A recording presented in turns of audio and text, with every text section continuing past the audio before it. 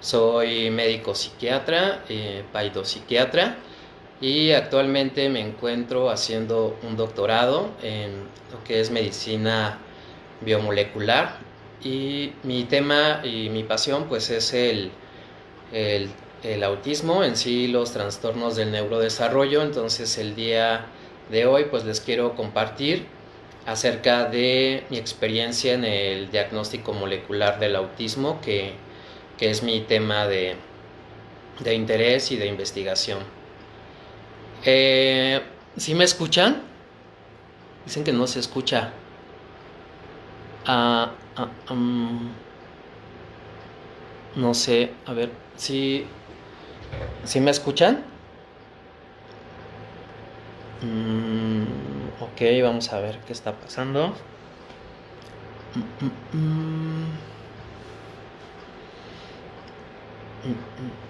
¿Me escuchan? Ok. Gracias ya.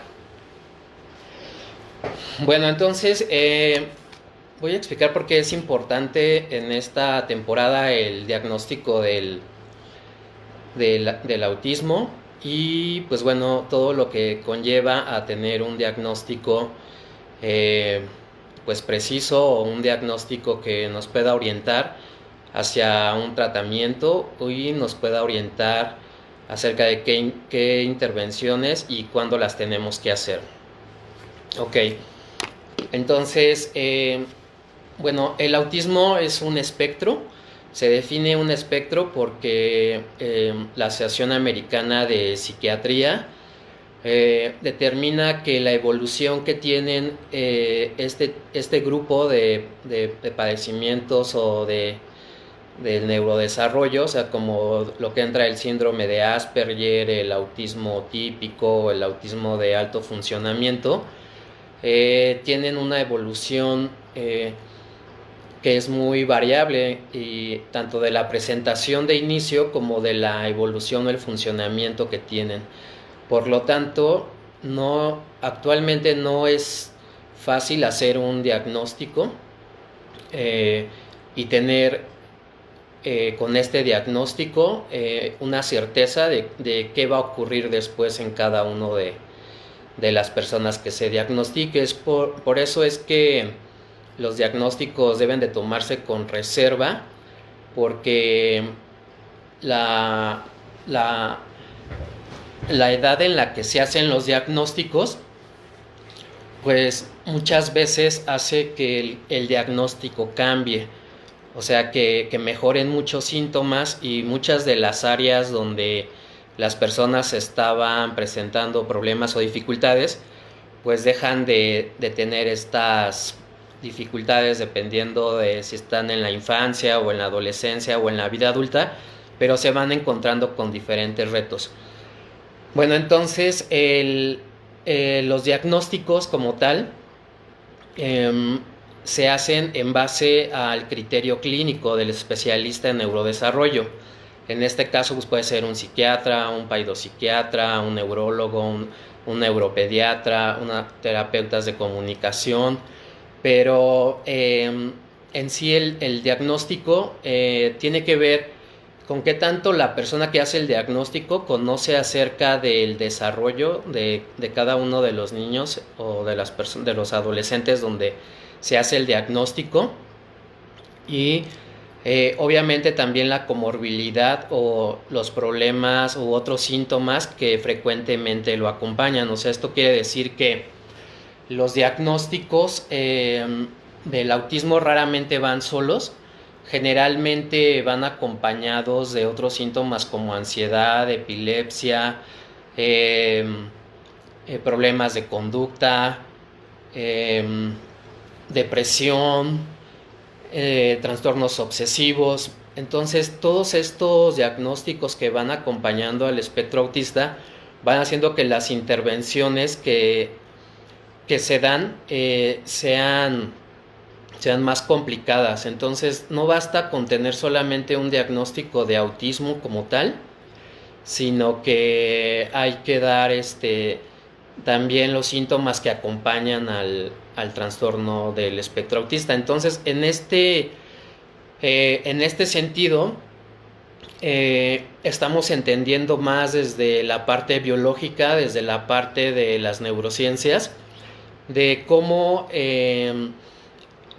estos diferentes grupos de espectro o de sintomatologías o severidades del espectro autista se presentan asociados con otros síntomas. Por ejemplo, los diagnósticos que se presentan después de los 6 años de edad, generalmente en un inicio se diagnostican como personas que tienen trastorno de déficit de atención, pero que posteriormente, al integrarse a la escuela y al empezar a socializar con sus pares y al aislarse, al no entender toda la dinámica social, pues ahí es cuando empiezan a notarse los síntomas que afectan la socialización y estos intereses restringidos, y es cuando se hace el diagnóstico.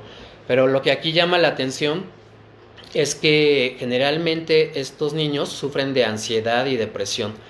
La mayor, la mayor tasa o la mayor cantidad de niños que llegan a la consulta a la clínica de Caelum de neurodesarrollo, pues llegan precisamente por un episodio depresivo o un trastorno de ansiedad, que muchas veces han sido valorados por psicólogos, por neurólogos o por pediatras, y el diagnóstico que han dado pues es el diagnóstico de trastorno de déficit de atención, y en la mayoría de los casos de problemas y en algunos otros casos, después de varias valoraciones, ansiedad o depresión o trastornos de aprendizaje, pero difícilmente pueden diagnosticar esta pragmática social, o sea, como esta literalidad que a veces a los niños, adolescentes les cuesta mucho trabajo conectarse con sus compañeros. Entonces es una frustración de ellos, porque por más que intentan tener amigos o por más que intentan integrarse, pues no logran hacerlo, y generalmente las maestras o los compañeros o los mismos papás pues los presionan precisamente porque parece una conducta desafiante, pero es esta parte de que ellos se les dificulta entender toda esta sutileza social, flexibilidad cognitiva de adaptarse ante el lenguaje no verbal, ante insinuaciones. Entonces esta dificultad pues en los adolescentes les genera que, a pesar de un tratamiento para la hiperactividad o para la tensión o para la ansiedad, pues no tengan el resultado, porque no se han detectado este estilo cognitivo del espectro autista, ¿no? Entonces este es un grupo de pacientes, ¿no? Y el diagnóstico de ellos se hace después de los 6 años. Pero hay otro grupo de pacientes que el diagnóstico se puede hacer desde los primeros 2 años, que es muy importante, porque en esta edad el cerebro todavía está teniendo mucha plasticidad neuronal, y las intervenciones que se tengan a esta edad pueden determinar la evolución y dejar de tener los síntomas en un 25% de los casos si se hace una intervención conductual correcta. Entonces, esto es importante, y por eso en Estados Unidos y en muchas partes hacen mucha promoción a un diagnóstico de inicio temprano, o sea, a la edad de los 2 años. Esto es por... Bueno, perdón, se cortó. Entonces, este diagnóstico de inicio temprano permite cambiar la evolución del trastorno del espectro autista. O sea, permite que si un niño tiene los síntomas y cubre todos los criterios por las pruebas estándar de oro, como es el como es el ADI o el ADOS, o estas pruebas que confirman el diagnóstico de autismo a la edad de los 3 años, pues puede ser que ya no cubran los síntomas. Entonces, en este sentido es importante que el diagnóstico se haga lo más temprano posible. Estos niños se les han hecho estudios de 5 o 6 años y han observado que los síntomas pueden mantenerse estables en el 75% de los casos, en el 50% pueden estar inespecífico y en el 25% de los casos el diagnóstico ya no está presente a esta edad. Entonces, la pregunta aquí sería, muchas veces los padres se preguntan, ¿no?, si no tienen un diagnóstico correcto, si el profesional no los diagnosticó bien o si tenía otra cosa. O también los mismos médicos le pueden decir que no tiene ningún problema en cuanto a comunicación y lenguaje y que ella va a hablar. Ok, entonces es por esto que un diagnóstico a esta edad es muy importante que se haga y se den las intervenciones precisas porque cambia la evolución. Hay estudios que nos dicen que después de los 3 años y hasta los 4 años, el diagnóstico cambia, o sea, puede cambiar, pero ya no tiene el mismo impacto las intervenciones que se tienen en esta, que a la edad de los 2 años. Entonces, por eso es importante estos modelos de intervenciones tempranas, donde podemos determinar, podemos hacer estos cambios tan importantes. Ahora, esto obviamente, como les comento, los diagnósticos están en función a la experiencia del clínico, están en función a las presiones sociales que evaluamos, o sea, si el niño puede o no adaptarse socialmente o cómo comunica, pero en general es todo un abanico, o sea, hay muchos síntomas y muchos síntomas son muy sutiles y si no hay una presión social o del medio que los esté desafiando, entonces el niño parecería que no tiene síntomas y un clínico que no está bien entrenado pues puede dejar ir esos síntomas. Entonces el diagnóstico molecular como tal nos permite entender estos estilos cognitivos, pero ya desde una base más certera, desde una base donde el diagnóstico molecular nos va a decir si los síntomas que está presentando se pueden acompañar de algún otro problema médico o psiquiátrico. También, por ejemplo, la epilepsia también está asociada con ciertos genes. Los problemas de la discapacidad intelectual también está asociada con ciertos genes. Incluso el alto funcionamiento académico, la inteligencia o la ansiedad o estos síntomas de Asperger, también hay otro grupo de genes que también están asociados. Entonces, hasta el momento, toda esta información se está generando desde hace 10 años en países de primer mundo, se está generando en Europa, en Estados Unidos, en China, pero todo lo que es Latinoamérica solamente hay 2 estudios de este tipo de investigaciones en genética, en lo que es genética en los mecanismos moleculares del autismo. Entonces, poder trasladar todos estos todas estas investigaciones o todos estos avances a nuestra población probablemente no sea factible debido a que las poblaciones tienen cierta variabilidad genética. Esta variabilidad genética como tal hace que pequeños cambios en ciertas regiones de los se llaman polimorfismos o ciertas regiones en los genes pueden alterar la estructura o la función de una proteína y como tal dar otros síntomas diferentes. Entonces, dentro de las poblaciones, estas variaciones que son normales en el 1% de la población, más del 1% de la población, pero en ciertas poblaciones pueden ser patológicas y en otras no. Entonces México tiene mucha diversidad de tipo étnica, o sea, tiene ancestría o tiene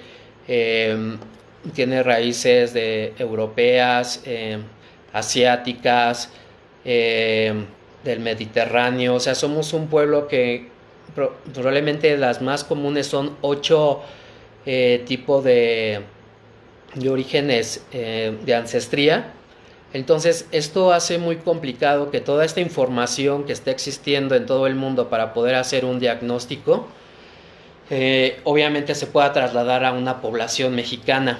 Entonces, les comento esto en el sentido de que cada persona con los síntomas del espectro autista es única. Como ustedes saben, hay una frase que dicen que puedes conocer lo que es el espectro autista, pero no puedes conocer a una persona con autismo por esta diversidad de síntomas que tiene y por el carácter y por la familia y muchos factores que están asociados.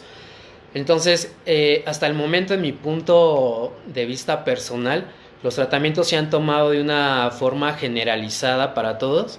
Esto es bueno, o sea, porque han funcionado y al menos hay un tratamiento, pero se ha perdido la oportunidad también para muchas personas de que reciban las intervenciones que requieren en estas edades tan importantes que les acabo de mencionar, donde se lleva a cabo el desarrollo.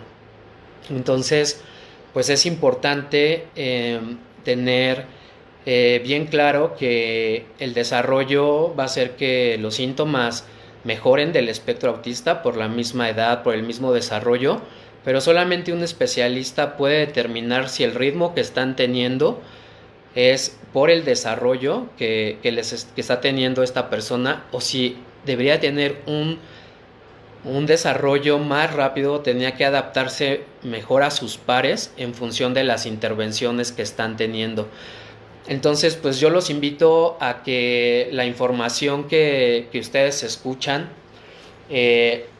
vean qué les sirve de todo este mar, de todo este abanico que existe, y sigan buscando. O sea, realmente los padres en este padecimiento siempre se han caracterizado por estar adelante incluso de los profesionales, de los investigadores acerca de la investigación en el autismo, ¿no? Porque si no tienen respuesta de una institución o de un médico, pues ustedes saben que algo está pasando y entonces van a encontrar la intervención que más les ayude a sus hijos. Entonces, dense esa oportunidad, o sea, de buscar, de seguir desarrollando habilidades en sus hijos y vean si en 3 meses para mí es suficiente para ver si una intervención está teniendo éxito o no. Las intervenciones que se eternizan o que duran más de este tiempo y que no vemos cambios más allá del desarrollo que está teniendo, hay algo más que puede estar presentando. Entonces, o la comorbilidad puede estar presente, o sea, la epilepsia, hay epilepsia que no tiene estas crisis tónico-clónicas, sino que pueden ser crisis de ausencia o pueden ser crisis nocturnas, o simplemente se muestran como problemas en el rendimiento académico, como ansiedad. Entonces, es muy importante que se acerquen y que no tengan miedo a los especialistas, o sea, a los neurólogos, a los neuropediatras, a los paidopsiquiatras, porque cada uno conoce esta comorbilidad que hace que el tratamiento se lleve a cabo de una manera efectiva, ¿no? Porque podemos estar en terapias, podemos tratar de hacer muchas cosas y ustedes como familiares pues se pueden ir desgastando si no tienen resultados. Entonces hay resultados, o sea, busquen las cosas a lo mejor en un lugar donde no pensaban que estuvieran a hacer. Esto me refiero al medicamento. Muchas familias tienen miedo del medicamento, tienen miedo de las intervenciones de tipo psiquiátricas. Les digo, no tengan miedo. Realmente yo creo que la ciencia ha avanzado en la última década y entendemos mucho más el funcionamiento del cerebro, y créanme que un tratamiento, como cualquier especialidad, como el cáncer, como problemas inmunológicos, a este tipo de desarrollo está también las neurociencias, o sea, en la parte de la conducta. Entonces, acérquense con un especialista, busquen qué está pasando con su niño. Si ven que no avanza, que no aprende, pues busquen desde dónde pueden encontrarlo. Veo por aquí que hay algunas preguntas acerca de en qué consiste el diagnóstico molecular. Bueno, el diagnóstico molecular, para empezar, hay un 5%, de un 5 a 10% que hay síndromes genéticos que dan síntomas de autismo. Por ejemplo, el síndrome de Down, la trisomía 21, el síndrome de Prader-Willi, diversos trastornos que se le llaman sindromáticos porque la afectación de un solo gen ocasiona toda esta sintomatología. Entonces, un diagnóstico molecular en ese 5 a 10% de los pacientes pues nos puede hacer la diferencia de la intervención que podemos tener sobre ese paciente. Por ejemplo, está el síndrome de Rett, el X frágil, que son los más comunes. Entonces, este tipo de síndromes pues tienen una intervención muy específica, tienen grupos de apoyo que pueden orientarlos, tienen padecimientos médicos que también hay que estar checando. Entonces, desde ese 10% del grupo, o sea, de las personas, el diagnóstico molecular desde a nivel de los cromosomas, o sea, del número de los cromosomas o de las regiones del cromosomas, pues nos puede ayudar a ir distinguiendo este tipo de trastornos de tipo genéticos. Luego hay otro tipo de herramientas como es el exoma completo, o sea, quiere decir que es un estudio en el cual se puede evaluar cuáles son las regiones que expresan los genes que producen proteínas y que tiene que ver con alguna alteración. Entonces, hay ciertos genes que, por ejemplo, pueden estar afectando la producción de ciertas proteínas, una proteína o varias proteínas, que en conjunto pueden dar una sintomatología muy específica por esa región donde está afectando el gen. Entonces estamos hablando de otro 20% de la población que también se puede hacer el diagnóstico. Entonces estos síndromes que se hacen con este tipo de estudios como los exomas o el genoma completo, pues nos puede ayudar a determinar qué tipo de variaciones o mutaciones y en qué región están y qué función tienen, y en base a eso pues podemos hacer intervenciones o podemos tener una vigilancia acerca del desarrollo de las personas. Desgraciadamente no todas las personas pueden contar con este recurso porque son estudios muy caros, pero sí hay una gran parte, por ejemplo, de la población, si se hacen estudios poblacionales y podemos determinar en nuestra población qué vulnerabilidad tiene para presentar este tipo de trastornos, pues se pueden tener las intervenciones específicas hacia estas comorbilidades. Por ejemplo, hay estudios donde han asociado el trastorno del espectro autista con ansiedad, con problemas obsesivos compulsivos, y hay otro tipo de genes o de grupos de genes que están asociados cuando se hace el diagnóstico en niños preescolares con problemas de discapacidad intelectual o con problemas de crisis convulsivas o con déficit de atención. Entonces, un diagnóstico molecular como tal pues nos permite ver un poco más allá de la parte clínica nada más, sino que nos permite entender cómo el sistema nervioso se está desarrollando y cuáles son los riesgos que puede tener. En este sentido, por ejemplo, cada uno de nosotros tenemos unos mecanismos moleculares que nos protegen de tener mutaciones en nuestra información genética, pero parece ser que las personas que tienen algún trastorno de del desarrollo, algún problema neurológico o algún problema médico, este sistema que controla estas mutaciones no está trabajando bien, entonces se pueden presentar estas anormalidades o este tipo de alteraciones funcionales que al final de cuentas se transmiten como síntomas.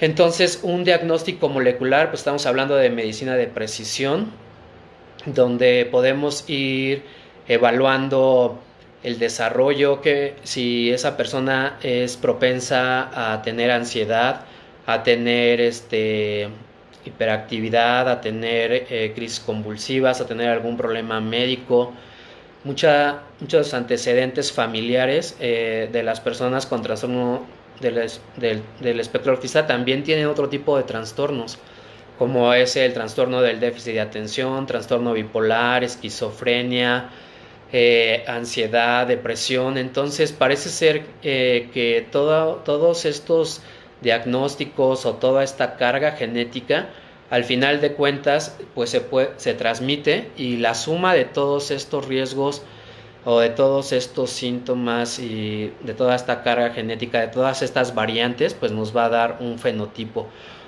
Pero estos fenotipos están en grupos, o sea, están en grupos de edad. Hasta el momento el DSM-5 pues lo cataloga como trastorno del espectro autista, o sea, no hay este tipo de diagnósticos no está en base de una etiología, sino de una funcionalidad. Pero lo que va a suceder es que se van a llegar a grupos de clínicos que tengan estas variantes o este tipo de etiologías o de alteraciones de genéticas en diferentes grupos que regulan la sinapsis o que regulan el funcionamiento cerebral, y entonces nosotros como clínicos pues tengamos intervenciones precisamente a esos grupos, pero ya en una etiología como tal.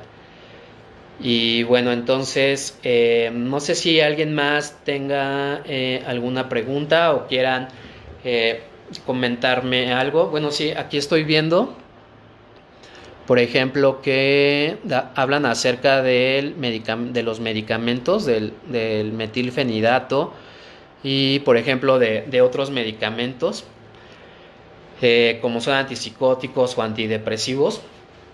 La ventaja también de este tipo de diagnósticos genéticos es que podemos conocer cómo va a funcionar el medicamento en cada uno de los pacientes, o si va a tener efectos secundarios incluso antes de dárselo.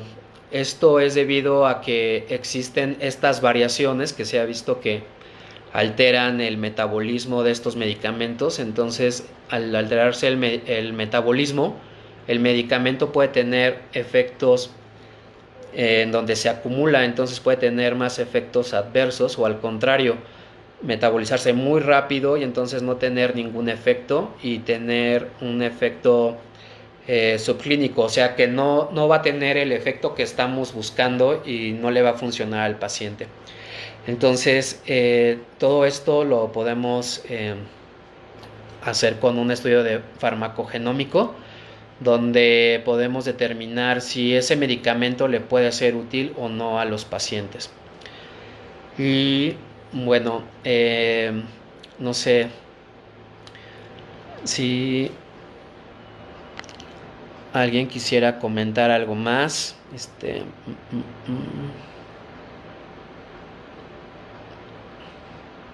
Hola, Verónica Martínez. Verónica es pues ya es una amiga, o sea, nos conocemos desde el hospital, el CISAME, que es el Centro Integral de Salud Mental, en la clínica de autismo. Ahí atendí a Wanda. Precisamente Wanda es una adolescente con un problema en cuanto a que es muy inteligente, pero en la parte social, en la parte pragmática, pues no logra adaptarse, y ella ha presentado crisis convulsivas, ella ha presentado trastorno de ansiedad. Entonces pues ella es por ejemplo un ejemplo de esto que les comento, o sea, el el hecho de darle una intervención completa a todos estos síntomas, pues permite que ella pueda adaptarse. Entonces, en cuanto a Wanda, yo recuerdo que ella, teniendo un control de todos estos síntomas, pues ella tenía un mejor funcionamiento. Eh, entonces, pues bueno, por eso es importante no verlo como el autismo, no verlo como un trastorno que solamente es autismo en la parte de la interacción social, de la comunicación, de los intereses restrictivos, sino también verlo como este tipo de síntomas que también nos está acompañando. O sea, es muy raro ver a una persona que tenga los síntomas puros de autismo o de Asperger. Esto realmente en la biología no existe, o sea, en la parte clínica no existe como tal. Entonces, debería de haber más profesionales, más especialistas en esta área de neurodesarrollo para que puedan tener realmente las intervenciones. Es mucho el dinero que se invierte en terapias, en tratamientos psicosociales, en apoyos, pero el trastorno del espectro autista es un trastorno que tiene un componente genético en el 90% de los casos y es una cuestión biológica que sabemos que está presente. Entonces no podemos generalizar y decir que todas las personas tienen una condición nada más, porque creo que para mí es minimizar el riesgo y no tener y no estar alerta de las complicaciones que puedan tener y entonces poder dar intervenciones efectivas. Ahora, no sé, con esto del coronavirus y la epidemia, de la pandemia, también este virus tiene un efecto que se llama neurotrópico, o sea, quiere decir que este virus tiene tiene una afinidad al cerebro y parece ser que puede entrar al cerebro, o sea, directamente a través de la nariz. Por eso hablan acerca del contagio, acerca de las vías aéreas respiratorias por la boca y por la nariz. Y bueno, por eso es que algunas personas llegan a perder el olfato. Llegan a perder el olfato a tal grado que algunos policías en ciertos países a las personas les dan a oler vinagre para ver si lo huelen o no. Y si no olfatean el vinagre como tal, o sea, pues, existe una gran posibilidad de que den positivo al coronavirus por esta afectación neurológica que tienen. Entonces, en mi experiencia, bueno, en la clínica de Caleu Neurocenter hay dos pacientes, bueno, tengo dos pacientes que ahorita en esta temporada han presentado crisis convulsivas y estas crisis convulsivas están reportadas en otras pandemias de la familia del coronavirus, en pacientes que padecieron la infección por otros virus. Entonces, no sabemos acerca de cuál es el factor o el impacto que tenga en el sistema nervioso este virus. Lo conocemos en la parte pulmonar, que obviamente pone en peligro la vida, pero a nivel del sistema nervioso central hay estudios donde han reportado que puede llegar a provocar o a predisponer lo que son las crisis convulsivas. Entonces, en ciertos países como España, tuvieron una campaña donde las personas con el espectro autista pues podían salir. En mi punto de vista, esto no es recomendable debido a que es una población de riesgo, tanto genética como inmunológica, como en esta parte neurológica. Entonces, es complicado, o sea, poder determinar un riesgo en cada una de las personas, pero bueno, si no lo conocemos y mi recomendación sería en este sentido que si sus niños, su hijo o sus hijas han tenido crisis convulsivas y han tenido, creen que han tenido, entonces yo creo que no tienen que exponerlas, o sea, tienen que estar en casa cuidándose y bueno, pues seguir consultando con sus médicos, sus terapias en casa. Es lo que hacemos nosotros en la clínica, tratamos de darles el seguimiento a través de estos medios y bueno, pues yo creo que vamos a salir bien librados de esto. O sea, hay que tener paciencia. Yo sé que hay alteraciones en el sueño que también pueden ser tanto de las cuestiones sociales, o sea, psicológicas de la pandemia, pero también pueden estar asociadas a situaciones de tipo biológicas, ¿no? Entonces, pues bueno, estar conectados con información de tipo oficial, fidedigna, no dejarse llevar por comentarios de artistas, ¿no? Comentarios de futbolistas o comentarios de personas que pueden tener buena intención, pero realmente es un virus que no sabemos todavía qué impacto tiene todavía o cómo se va o cómo es que se puede manejar. Por eso es que es tan difícil encontrar solamente un tratamiento y solamente es una variación también genética en siete aminoácidos, o sea, perdón, creo que sí, es en 7 aminoácidos, pero son en 3 bases nitrogenadas, o sea, esto es como de las letras que tienen alfabeto para hacer la formación de las palabras del DNA, pero esa simple variación es lo que está provocando todo esto. Entonces, toda esta variación tiene que ver con el diagnóstico que les comento. Entonces, la biología es muy amplia y estos cambios a nivel molecular pues crean muchísimas cosas porque se pueden producir diversas proteínas, o sea, múltiples proteínas. Entonces, ahorita estamos en esta parte de cuidarnos y pues esa es mi recomendación. No sé, creo que ya se me terminó el tiempo. No sé si alguien quisiera preguntar algo más o tener alguna otra comentario, por favor. Ok, por ahí me dicen a ver, vamos a ver.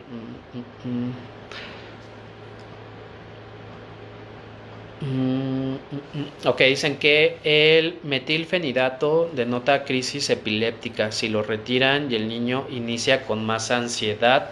Bell Paul. Si el metilfenidato a las personas que no les cae bien les provoca ansiedad, es un efecto paradójico, ¿no? Y eso se presenta en un 25% de los pacientes que inician con el tratamiento. Hay 50% que les cae muy bien, otro 25% que medio les funciona, pero un 25% les causa irritabilidad, les causa ansiedad. Entonces, el tratamiento por eso es que tienen que ser muy especializados, o sea, tienen que ser muy individualizados. Error que entre papás que les digan, oye, es que a mi hijo le cayó muy bien este medicamento y se lo empiecen a dar, o el mismo tratamiento, obviamente no va a responder igual aunque a otro niño le haya funcionado, porque cada quien tiene una genética diferente. Entonces ahí pues este es el riesgo de tener un tratamiento. Obviamente si no se tiene un tratamiento como tal farmacológico, tampoco nos sirve tener terapias, tampoco nos sirve tener intervenciones, porque falta un soporte para que el niño pueda estar estable y pueda aprovechar sus terapias, ¿no? Entonces ahí sería buscar el tratamiento y seguir con el medicamento que le funcione. Esto es como cualquier especialidad, o sea, como cualquier otro padecimiento complejo. Este es un trastorno poligénico, le llaman complejo, porque son muchas variables genéticas, biológicas, ambientales y todo. Entonces, el poder centrarlo en solamente un tratamiento es imposible. Entonces, es por eso que tienen que tener un médico que les dé seguimiento, que vaya viendo los efectos secundarios, estarle reportando cómo va funcionando con el tratamiento su paciente, si le cayó bien o no, se lo quitan o no. O sea, yo con mis pacientes, por ejemplo, pues estoy al pendiente de cómo les cae, si le hay que bajarle la dosis, hay que subirles, precisamente por esta parte que les comento, que pueden tener un metabolismo rápido o lento, y aunque sea la dosis indicada, a lo mejor en el libro o en el internet, para algunas personas puede ser no tóxica, pero sí puede ser alta y tener efectos secundarios. Entonces, más que el medicamento, yo diría que es seguirle dando el seguimiento, porque cada persona es diferente. Entonces, no es el medicamento lo que quiero hacer entender, sino que es la persona que cómo está reaccionando ante el medicamento. Entonces, por eso es que aquí vamos más hacia la persona, o sea, hacia la genética de cada persona, más que hacia los medicamentos como tal. O sea, me refiero a que aquí es cómo el medicamento va a actuar en mi paciente, o sea, no es cómo el medicamento le provoca efectos secundarios o no. Entonces, detonarle crisis epilépticas, pues es controversial también, porque hay medicamentos que efectivamente aumentan o disminuyen el umbral convulsivo, o sea, quiere decir que hacen que las personas se predispongan a que tengan una crisis convulsiva, o al contrario, la protegen de que no tengan la crisis convulsiva. Eso, ¿cómo se sabe? Solamente su médico especialista sabe si combinando un medicamento con otro puede hacer que este riesgo de crisis convulsivas pueda estar presente o no. Entonces, ¿cómo lo sabemos? Pues si no tiene un estudio, no ha presentado antes los síntomas clínicos, o no tiene algún estudio neurológico o genético, o sea, molecular, pues es muy difícil poder determinar si lo va a presentar o no. Entonces, pues aquí por eso es que tenemos que dar un seguimiento, ¿no?, ante cada uno de los pacientes. Voy a seguir contestando. Dicen, ¿qué opina acerca del uso de la cannabis? Y mi hijo es de Asperger. Bueno, no sé si tengo que terminar, ustedes me dicen, no sé. Bueno, la cannabis es controversial. Lo que se ha visto es que tiene múltiples moléculas o sustancias activas que ayudan a la ansiedad, ayudan a disminuir la irritabilidad, ayudan a las crisis convulsivas. O sea, parecería como que es la panacea. Esto es a corto plazo, o sea, me refiero como en un tratamiento de 3 a 6 meses. Posteriormente a esto, los receptores se van adaptando, y parece ser que después de este periodo los síntomas regresan con mayor intensidad. Entonces, ¿por qué pasa esto? Porque son tantos los receptores y las preparaciones son tan impuras, o sea, quiere decir que no solamente se aísla una molécula o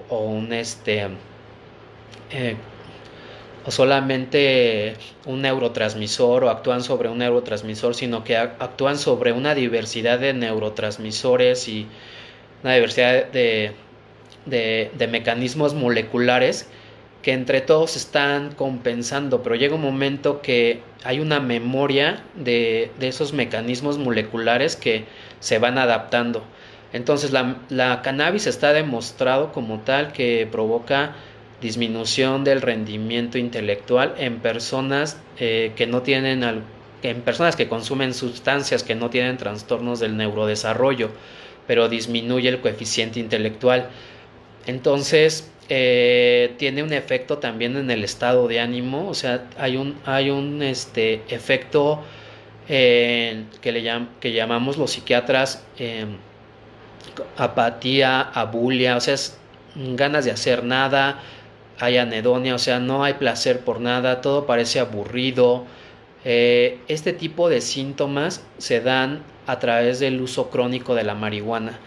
Entonces, en mi opinión, hay mejores tratamientos psiquiátricos, antidepresivos, que no tienen ningún efecto para los pacientes con trastorno de Asperger, que tienen ansiedad o depresión, que el uso de la cannabis. Entonces, yo sí sería muy cuidadoso, Linda Merlén Laguna Vargas, de iniciar un tratamiento experimental con cannabis en una persona que tiene Asperger. Entonces, y bueno, que dice que es ansioso para comer. Ok, a ver. Sí, me dicen, tengo un Bell Paul, igual, un paciente con diagnóstico de trastorno de déficit de atención por un neurólogo. Sí, o sea, el TDA, o sea, el trastorno de déficit de atención y el espectro autista, en un 25 a 50% de los pacientes está junto, o sea, tiene los mismos síntomas, ¿no? Entonces, son primos hermanos y pues bueno, si no se detectan los síntomas del espectro autista, pues las intervenciones están muchas, o sea, están incompletas y obviamente el niño pues sigue sufriendo y sigue padeciendo, ¿no? Entonces, el entrenamiento generalmente de los pediatras es médico, o sea, se enfocan hacia los padecimientos médicos como tal en hospital. El neurodesarrollo como tal es una especialidad de la pediatría y no todos los neurólogos pues tienen esta habilidad de poder detectar. No digo que no lo tengan, pero tienen que especializarse en esta área como tal. Así como cualquier especialidad, ¿no? Tanto de psicología como de neurología o psiquiatría. Ok. Y... Okay. Un chico que empieza a autoestimularse en el aula, yo creo que tiene que ver con la cuestión sexual, o sea, que empieza a frotarse los genitales. Este es un síntoma de ansiedad. A veces los genitales, pues obviamente al frotarse hay un efecto, un reforzador positivo y disminuye la tensión o la ansiedad, es como el comer, ¿no? Entonces yo recomendaría que tuvieran una valoración psiquiátrica para ver si puede tener una intervención. Hay tratamientos donde puede ayudarles a los chicos a regular la libido para que no tengan conductas sexuales inapropiadas, como estar tocando a lo mejor a las compañeras o a las profesoras. Entonces hay intervenciones farmacológicas para que disminuya esta libido y entonces puedan integrarse mejor a la parte escolar social. Ok, igual. Ok, ¿qué efectos puede tener los niños que toman atomoxetina? Ok, pues bueno, como tal efectos, yo creo que se refiere, no sé si a efectos positivos. eh, por ejemplo, pueden ayudarlos a mejorar la atención, a concentrarse, pueden ayudar a que se integren mejor con sus compañeros, a que no los estén regañando, a que puedan terminar sus trabajos escolares, a que también les ayude en la parte emocional, ¿no? O sea, también este medicamento fue creado como un antidepresivo en un inicio, pero vieron que tenía más efectos sobre cómo mejoraba la atención. Entonces, pues se quedó como un tratamiento para el déficit de atención e hiperactividad. Ok, me dicen que puedo seguir hablando. Bueno, pues ustedes sigan preguntando y yo sigo hablando. Ok, sí, en la clínica Kaelon Neurocenter pues podemos hacer estos estudios. Tenemos una evaluación funcional. Si, o sea, si funcional me refiero al desarrollo, si qué tanto se afecta a la edad el desarrollo por los síntomas que están teniendo los niños y cómo podemos ayudarlos con esta evaluación. Y también la parte neurológica la evaluamos también toda la comorbilidad que puedan presentar y pues bueno, también la parte genética, pues estamos en esa parte de poder estudiarla, también de poder entender qué intervenciones terapéuticas son las mejores dependiendo de estas variaciones genéticas que tiene cada uno de los pacientes y su familia, ¿no? Entonces, en eso estamos. Somos una clínica que ofrece un tratamiento, eh, yo diría, de primer mundo, o sea, donde tenemos este tipo de intervenciones que se tienen en otros países. En México, como les comento, es muy difícil tenerlo, o sea, porque pues la formación simplemente de las especialidades pues está en función de los síntomas del espectro y no de la etiología. Entonces ha sido muy complicado. Entonces, pues bueno, yo por eso estoy estudiando biomedicina molecular precisamente para poder hacer frente a todos estos síntomas, ¿no? Con la formación que tengo, o sea, pues a veces me sentía yo rebasado y por eso es que me decidí a tomar este tipo de estudios. Ok, bueno, gracias More. Hay también mami de uno de mis pacientes del CISAME. Claro que sí, los recuerdo, o sea, me da gusto verlos por acá de nuevo. Bambina Rodríguez, buenas tardes. Mi hija está diagnosticada con epilepsia y espectro autista por parte del neurólogo. Falta que la vea la psiquiatra. ¿Puedo saber qué nivel de autismo tiene? Ok. El nivel de autismo es la clasificación del DSM-5, donde el nivel se da de acuerdo a qué tipo de apoyo requieren, o sea, qué tan dependiente o independiente es. Entonces, una persona que requiere poco apoyo se le diagnostica como uno que requiere moderado apoyo 2 y alguien que requiere un apoyo para casi todas sus actividades, pues se le da un nivel 3. Obviamente esto, como les comento, es controversial porque esto depende de la edad del diagnóstico en la que se haga, depende de la comorbilidad que tenga y esto puede cambiar. Entonces una persona que tiene nivel 2 puede cambiar al 1 o del 3 puede cambiar al 2. Entonces esto habla solamente de funcionamiento, o sea, habla acerca de qué intervenciones tiene. Obviamente para mí es más útil saber si tiene discapacidad intelectual, tiene epilepsia, tiene ansiedad, tiene TDA, o sea, obviamente podemos intervenir en estos diagnósticos y eso va a mejorar. O sea, y aparte las intervenciones obviamente propiamente para el espectro autista, ¿no? De tipo de comunicación, psicológicas y toda la información que puedan recibir los papás.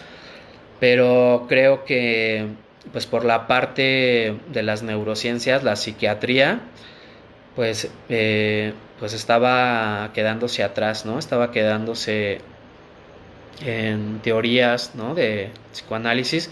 Pero bueno, ahorita ya estamos en otros tiempos y hay mucho mayor posibilidades y seguramente Bambina Rodríguez en muy poco tiempo estos diagnósticos van a cambiar, te lo aseguro.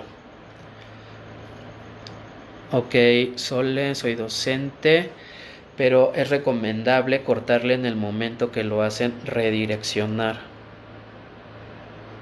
Okay, no entiendo. ¿Qué medicamento es? Alimentos y el efecto en el neurodesarrollo, comidas o gluten. Ok, este tema es muy bueno, a mí me gusta este tema porque los alimentos dependen de igual, así como los medicamentos. Hay personas que ciertos medicamentos les caen muy bien, pero hay personas que caen muy mal y así también hay alimentos, ¿no? Recuérdense que los alimentos al fin de cuentas se metabolizan, o sea, tienen efectos sobre el metabolismo en el cuerpo, sobre la función en el cuerpo. Entonces, pues sí, somos lo que comemos realmente, ¿no?